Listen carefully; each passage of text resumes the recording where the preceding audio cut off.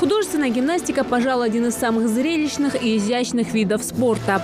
Каждая из участниц выглядит как настоящая звездочка. За 2 соревновательных дня на этом ковре выступят несколько сотен атлеток. Открытое первенство по художественной гимнастике проходит в Ингушетии во 2-й раз. Поприветствовать гостей соревнований лично приехал глава Ингушетии Махмуд Али Калиматов. У нас недавно этот спорт, мы начали его пропагандировать, проводить. И сегодняшние соревнования, я думаю, приведут к тому, что у нас будет большее количество детей будут участвовать в художественной гимнастике и будут заниматься ею.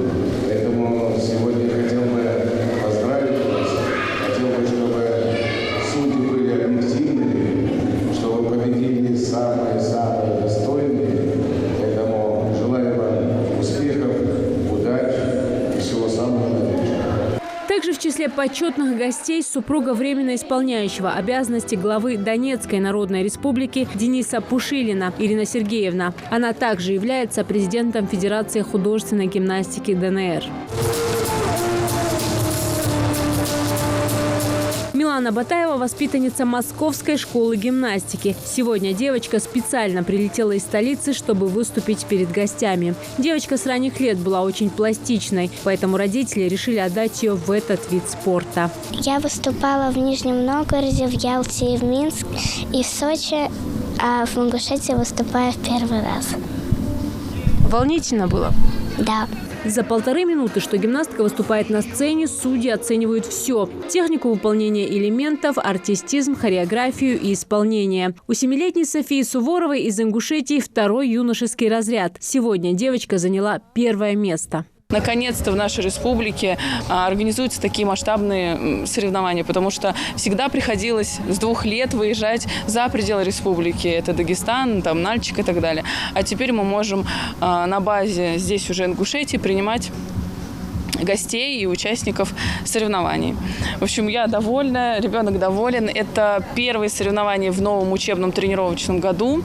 Дальше будем тренироваться, развиваться, ставить уже новые танцы. Каждое соревнование для гимнасток – настоящий праздник. К такому событию девочки вместе с наставниками готовятся тщательно. Выбирают программу, музыку, костюмы. Адель Гасанова из Дагестана признается, что сегодня чувствует себя принцессой из восточной сказки. Девочка уже выступила, и своим номером гимнастка осталась довольна. Теперь ждет вердикта судей. Я уверена, что займу 1-е место, потому что у меня все идеально получилось. За кулисами все готовятся, последние отработки и штрихи. У девочек из города Сальск командное выступление. Их выход уже через несколько минут. Мы командой очень сильно волнуемся, потому что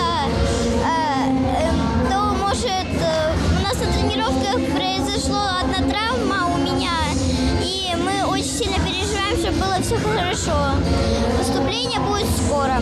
Эти девочки – настоящие спортсменки. Несмотря на травму и боль, они отрабатывают свои номера. Это закаляет характер и силу воли с малых лет. От нашего региона участвуют 35 девочек. Лучшие из них войдут в сборную Ингушетии по художественной гимнастике.